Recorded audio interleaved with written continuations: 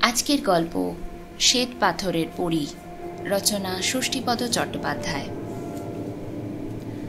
যে কোনো কারণেই হোক এই গল্পে বর্ণিত গ্রামটির নাম কিছুতেই বলা যাবে না।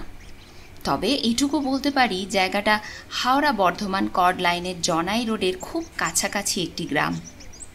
1967 সালে আমি যখন কর্মসূত্রে সেই গ্রামে যাই তখন ওই গ্রামের পুরাতন রাজবাড়ির একটি ঘরে আমার থাকবার ব্যবস্থা হয়েছিল। রাজবাড়িটা এতই বিশাল এবং কারুকার্যময় যে এটি যদি মুঘল যুগের মতো শ্বেতপাথরের হতো তাহলে কিন্তু আগ্রার সৌধমহলের সঙ্গে তুলনা করা যেত। যাই হোক, পুরনো এই বাড়িটির তখন প্রায় ভগ্নদশা।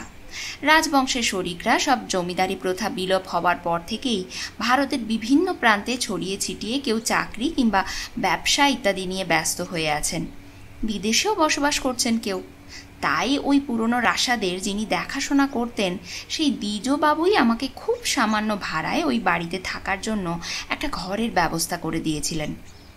নামেই রাজবাড়ি, না ছিল একটা আলোর ব্যবস্থা না অন্য কিছু। ঝাড়বাতিগুলো বিবর্ণ মলিন, অতএব লণ্ঠন ছাড়া গতি ছিল না। স্নানের জন্য ছিল পুকুর, আর গ্রামের বুড়ো শিবতলায় খাবার জলের একটা টেপা কল। রাজবাড়ির সংলগ্ন ছিল বিঘে 2-3 জমি নিয়ে মস্ত বাগান। বাগানের শেষ প্রান্তে পুকুর। ওই বাগান এককালে পাঁচিল দিয়ে ঘেরা ছিল, এখন ইটের পাঁচিলে ধস নেমেছে। লোভী মানুষেরা সেই পাঁচিলের পুরনো ইট চুরি করে তাদের উঠোন দাওয়া ইত্যাদি বাঁধিয়ে নিচ্ছে।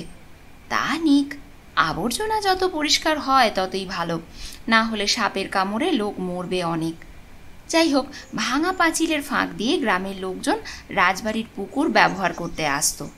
বড় পুকুর, টলটল করতো কালো জল, দেখে মন ভরে যেত। এই পুকুরেই বাঁধানো ঘাটে বসে কত দীর্ঘ সময় কেটে গেছে আমার।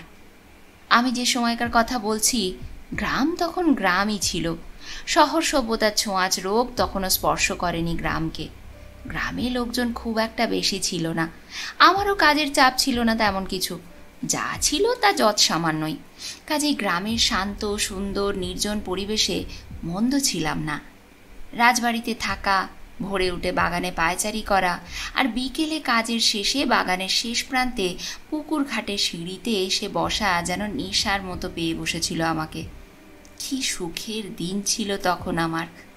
বাগানে কত রকমারি ফুলের গাছ ছিল, সেগুলো ফোটার নিয়মে ফুটতো, আবার আপনা থেকেই ঝরে যেত। চাঁপা, গন্ধরাজ, জুঁই, কামিনী, কত কত গাছ। ফুলের গন্ধে যেন ম করতো চারদিক। কিন্তু সবার মাঝখানে যা ছিল তাকে নিয়েই এই গল্প। বাগানের ঠিক মাঝামাঝি জায়গায় ছিল একটা শ্বেত পাথরের পরী। পরীটা শূন্যে দুহাত তুলে যেন ডানা মেলে উড়ে যেতে চাইছে। আমার খুব ভালো লাগতো সেই পরীটাকে। আমি বাগানে এলেই মুগ্ধ চোখে পরীর মুখের দিকে তাকিয়ে থাকতাম। এক এক সময় পরীটার নিখুঁত ভাস্কর্য দেখে মনে হতো এটা যেন শ্বেত পাথরের নয়, এটা জীবন্ত সত্যিকারের একটা ডানাওয়ালা পরী। কোন সে ভাস্কর কত যত্ন নিয়ে যে তৈরি করেছিল তা কে জানে। পরীটা যেখানে ছিল তার সামনেই ছিল পাশাপাশি দুটো ফুলের গাছ, একটি গন্ধরাজ, অপরটি শ্বেত রঙ্গনের। এই দুটো ফুলই ছিল আমার খুব প্রিয়। তাই গরমের দিনে উর্বর মাটির গুণে গাছগুলো যখন থোকা থোকা ফুলে ভরে থাকতো তখন অনেক সময় আমি ওই গাছের ছায়াতলে শুয়ে ফুলের সুবাস নিয়ে পরীর মুখের দিকে তাকিয়ে কল্পনার ডানা মেলে দিতাম। কত কি যে ভাবতাম তা ঠিক নেই। এইভাবে বেশ কিছুদিন কেটে যাওয়ার পর হঠাৎ একদিন ঘুম থেকে উঠে দেখি আমার শয্যা পার্শ্বে কতগুলো সুগন্ধি ফুল ছড়ানো আছে। কি ফুল কে জানে, এই ফুল কোথা থেকে এলো, দিলই বা কে?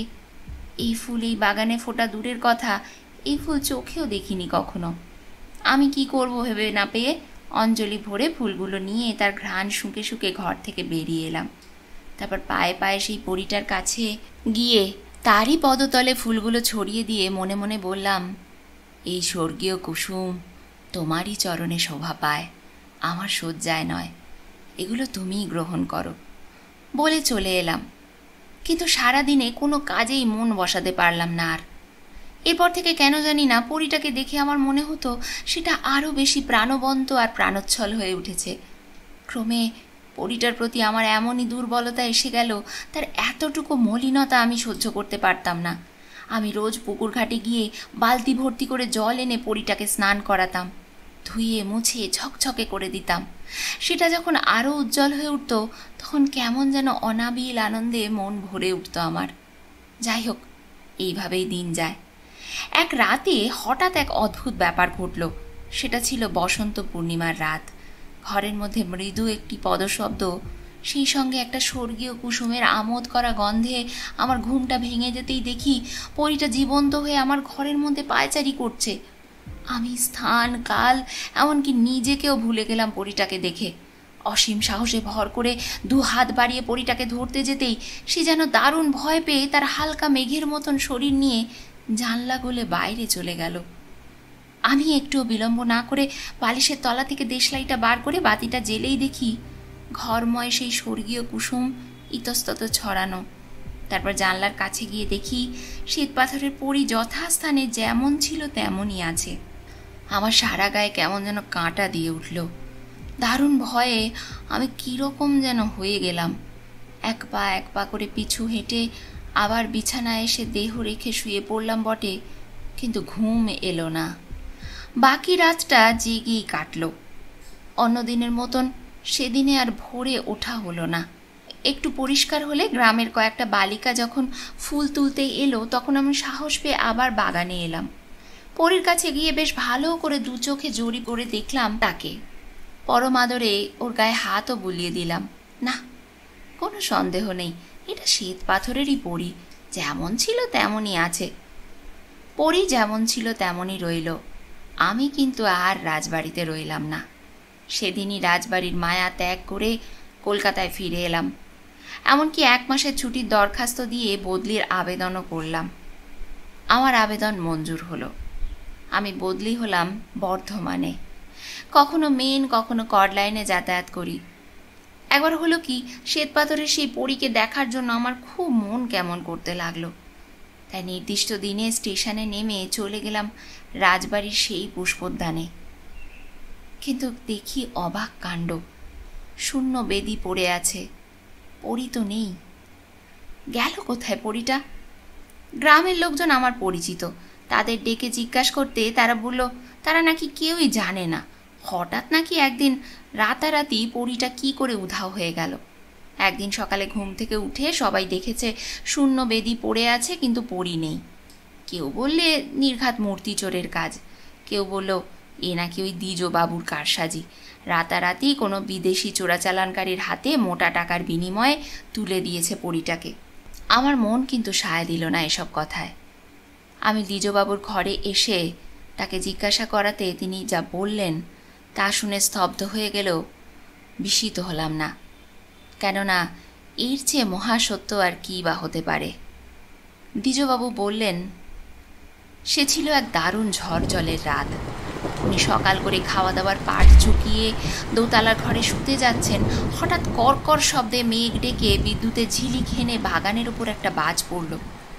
দ্বিজবাবু বললেন, আমি সচক্ষে দেখেছি ভাই, বাজটা কোনো কিছুর উপর পড়বার আগেই পরীটা হঠাৎ জীবন্ত হয়ে সেই বাজটাকে যেন হাতের মুঠোয় ধরে ফেলল। তারপর বিদ্যুতের গতিতে চোখের পলকে লীন হয়ে গেল মহাশূন্যে। তুমি বিশ্বাস করো, এর এক বর্ণ আমি মিথ্যে বলছি না। দ্বিজবাবু যে মিথ্যে বলছেন না তা আমার চেয়ে বেশি আর কে বা জানে। রহস্যময় পরিবৃত্তান্ত আমারও তো জানা আছে, যদিও সে কথা কারোর কাছে প্রকাশ করিনি।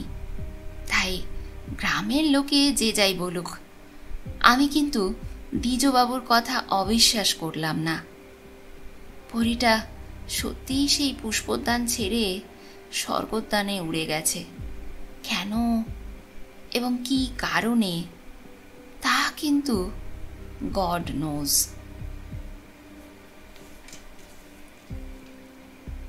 বন্ধুরা, আজ তোমাদের পড়ে শোনালাম শ্বেতপাথরের পরী, রচনা ষষ্ঠীপদ চট্টোপাধ্যায়। যদি গল্পটা তোমাদের ভালো লেগে থাকে একটা লাইক করে দিও, বন্ধুদের সঙ্গে শেয়ার করো। এই চ্যানেলে যারা প্রথমবার আসছো তারা চ্যানেলটাকে সাবস্ক্রাইব করে রেখো, যাতে এরকমই নতুন নতুন গল্প তোমরা শুনতে পারো। তাহলে গল্প দিদি এরকমই কোনো গল্প নিয়ে খুব তাড়াতাড়ি আবার ফিরে আসবে, ঠিক শুক্রবার রাত 8:30টায়। সবাই সঙ্গে থেকো কিন্তু।